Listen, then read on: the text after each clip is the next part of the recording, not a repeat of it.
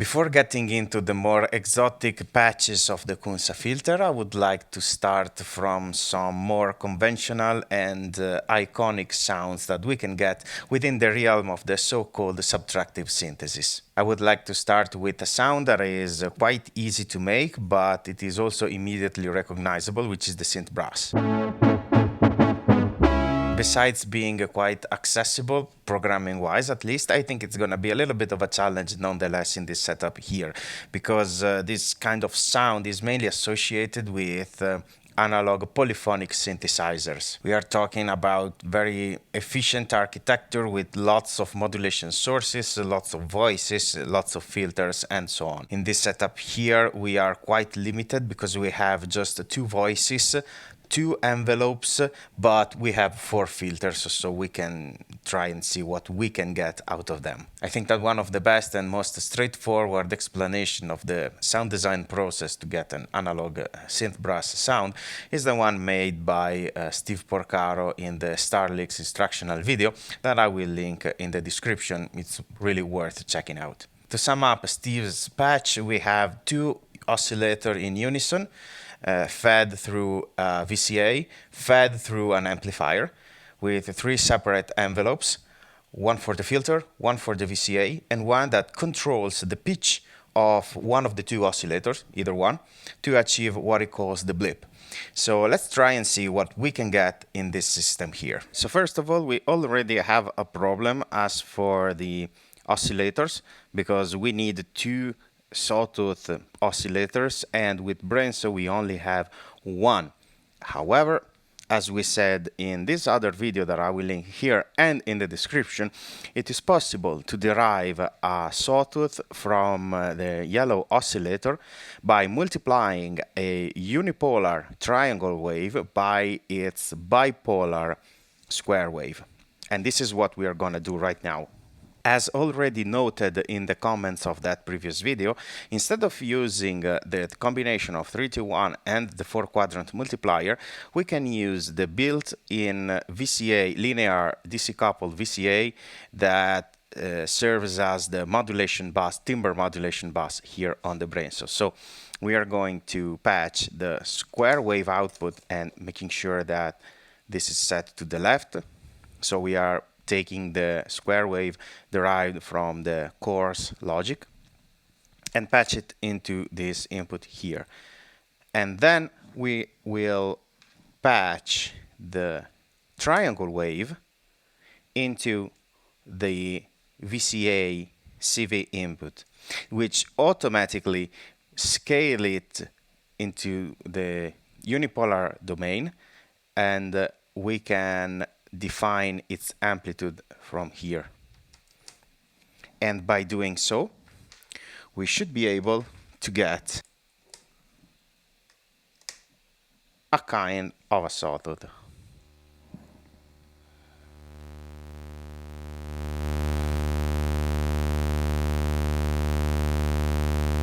So at least source-wise we have solved our problem. Let us then mix the waveforms with the 3-2-1,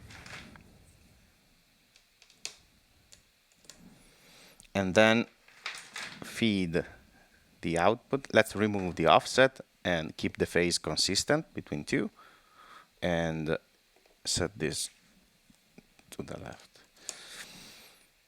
Patch it to the filter number one's input. Let's balance it. Let's check that we don't have the -6 dB switch on, because otherwise it might be just too weak of a signal. And then we can take the filter output and patch it to our channel 1 input. Let's keep for now the Q and character knob roughly at 9 o'clock, which is a very good sounding default setting, and keep the filter to 24 dB per octave.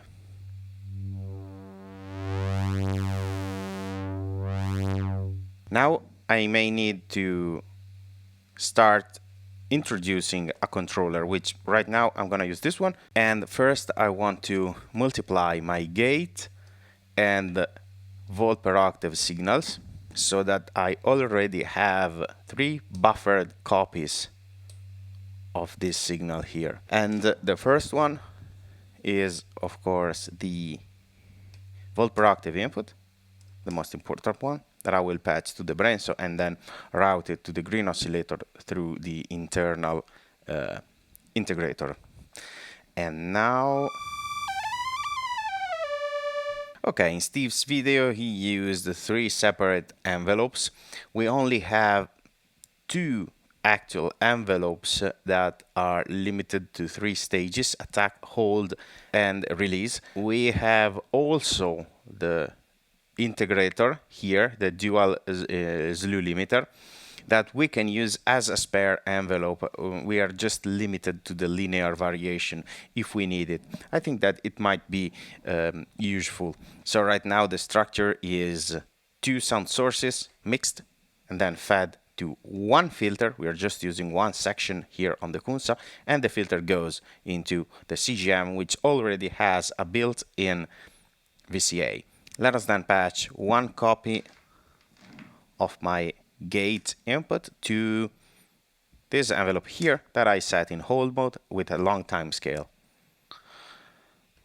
And we can use it in a very old school way to control our frequency and scale it, the amount of CV over the cutoff frequency, through this knob here.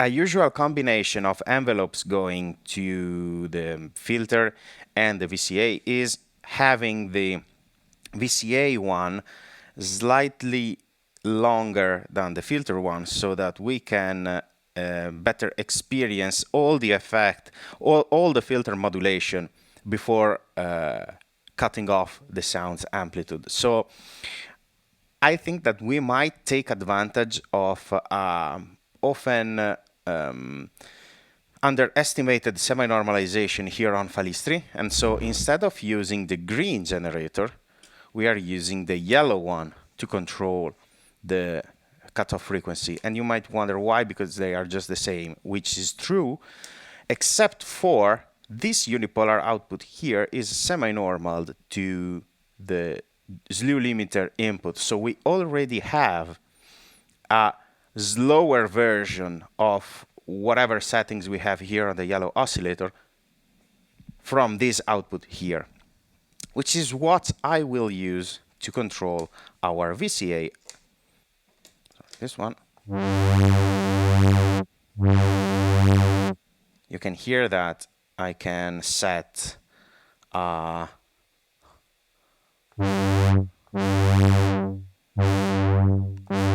long decay, and the VCA stays consistent.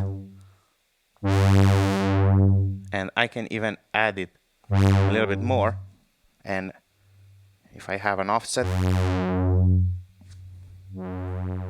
you can hear that it stays on after this one has ended. And now we can go for the blip, as Steve calls it, and we will just patch a copy of our gate output to this envelope here that now we have free, and we will use it to modulate one of the 2 oscillators. I think that we can go for the green one, but either way, either one is good. So just as Steve does in the instructional video, I'm gonna momentarily mute the yellow oscillator so that we can listen to the green one only. And by having this envelope here patched to the exponential FM input, I can control its pitch through the envelope. So right now it is rather pointless because it is in hold mode, but I'm gonna set it to transient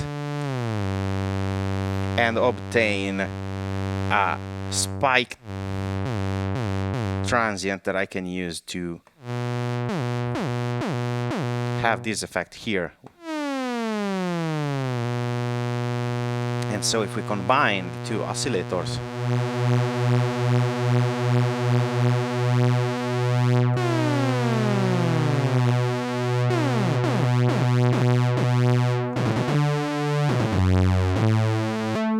have three parameters that we must consider when designing the blip, which are the decay time, the release time, and or falling time, and the modulation amount, FM modulation amount, and also the curve of the envelope, so it can be exponential, logarithmic, or linear.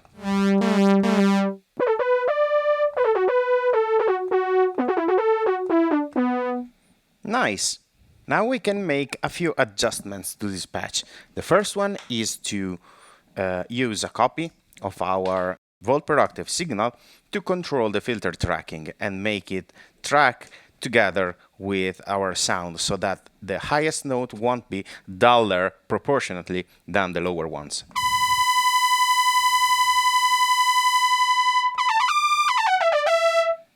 And that's a good start. And then I would like to add also a little bit of a dynamic blip, because now here we are forced to use those 3-segment envelopes as opposed to more common in analog polysynth envelopes like the ADSR. And I think that I would like to use a copy of this blip envelope. Perhaps I can duplicate it with the 333, or I can just start for now with the attenuated output and patch it, for example, to the ping circuit, BRENSO's ping circuit. And it should add another modulation to the cutoff frequency besides the one that we have already patched here.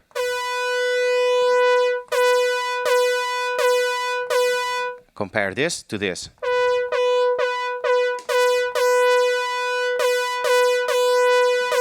I think it's quite nice, and we can attenuate the amount of modulation that we have. We can also invert it, but I find it something like this, just a gentle variation. Compare this one to this one. Another very interesting destination for the blip envelope is, I find it's the character parameter. So instead of the ping circuit, we can patch it here, crank it up all the way, and modulate the character parameter. Compare this to this. We are basically adding a very harsh distortion, but just in the portion of this very spiky transient here. And we can also saturate the circuit at its input. This is too much. I think this is too percussive, so I would like to reduce it a little bit. But it adds a very warm character to that. And let's see what happens if we modulate both a little bit, if we add a bit of ping circuit and duplicate our unipolar input. Since we don't need attenuation here, we already have an attenuator here. Duplicate it like this.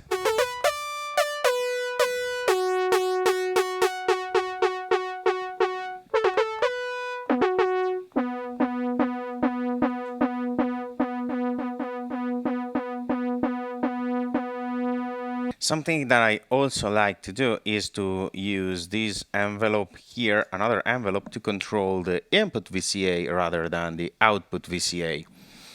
And so we will patch this envelope here.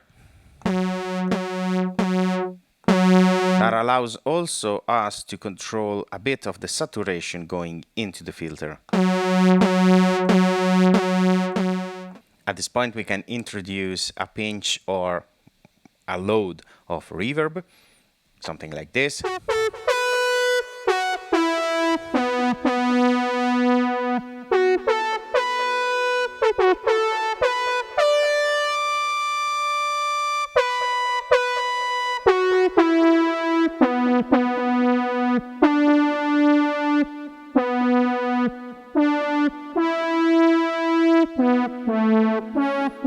And by playing according to the articulation that we require for our melodic line, we can add a slower attack to the VCA slash amplifier section.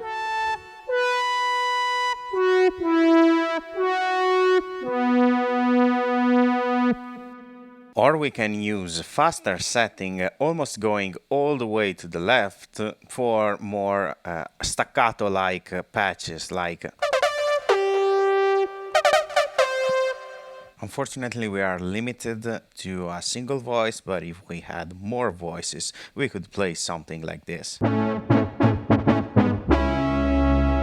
And this was our introduction to synth brass sound according to the instruction by Steve Porcaro. We tried to follow his instructions as much as we could, and when we couldn't, we tailored them to our modular synthesizer here. But there is still much more to explore, because we used just one of 4 CUNSA filters, for example, and so I think that the synth brass chapter is yet to be finished. For now, I hope you found this video useful. I will credit the sources in the description, and I will see you next time for more patch ideas.